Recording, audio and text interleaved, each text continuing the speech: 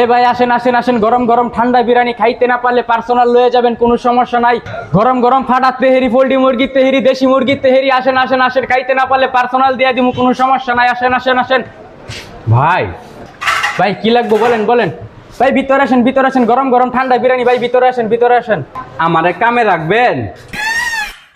তুই কি customer handle করতে পারবি? কি কোন ভাই, আমি নিজে একটা ব্যবসায়িক ছিলাম। তোর মতো ব্যবসায়ী আরো একজন আইছিল, আচ্ছা। সে বিরিয়ানির দোকানে আলু পটল বেগুন কইয়া ডাকাডাকি আরম্ভ করছিল। না না না ভাই, ও তো দোকানে পরিবেশই বুঝছে না।